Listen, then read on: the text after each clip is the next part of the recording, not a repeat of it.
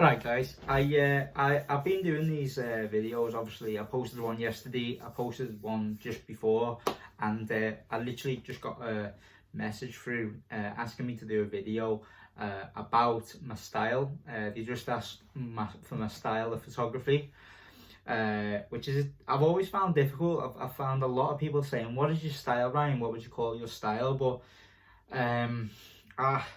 it's a very difficult one. I know my style has changed throughout the years, as in how I've took my photographs, how I've changed my settings on my camera, and how I've interacted with my clients. It's all, I think it's not just about my style, it's about the connection I've got with my audience, which is a big deal to a wedding photographer, in my opinion, you know. And there's a lot of photographers out there that would come to do your wedding day, and they just don't engage with the clients, as in, you know, the bride and groom, but also the family, also the people that are around them. And if everyone in that room are happy with you and they enjoy being around you and they feel comfortable with you, I think that's 50% done for you in terms of wedding photography. I've always liked war. I've always wanted to be like a war correspondent, or you know, I really like documentary photography, and I also like doing street photography and things like that, and I like landscapes.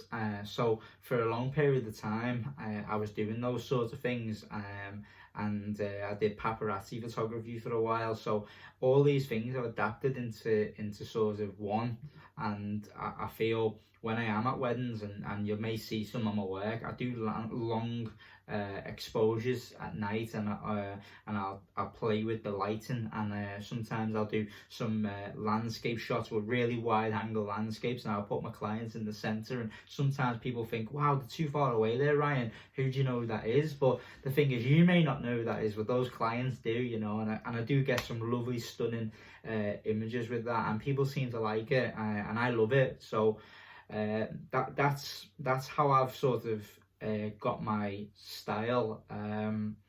You know, if you look at likes of Martin Parr or other photographers out there, Michael Wolf, or you know, you look at other wedding photographers out there, everyone's different because they've been interested in other types of photography through periods of time, and then they've sort of merged it all together.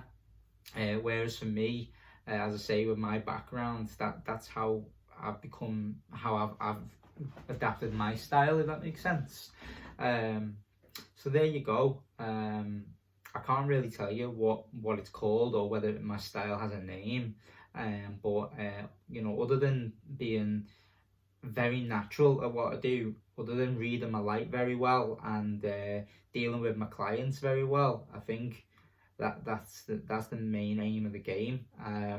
Once you've got your customers or my clients settled, relaxed, and you know what you're doing with the camera, I think you're all set really, and you're ready to go.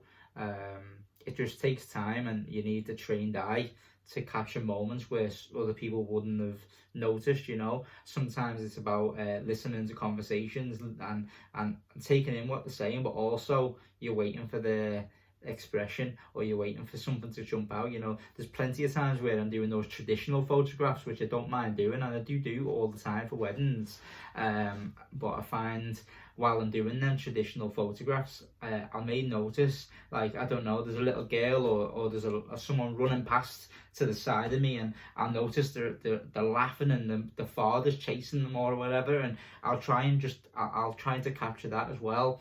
And this is another reason why I always recommend another photographer on the day, because while I'm focusing on something, you know, I will try to capture these things, but I've got another photographer that is looking for them, that sort of stuff. You're not going to miss it.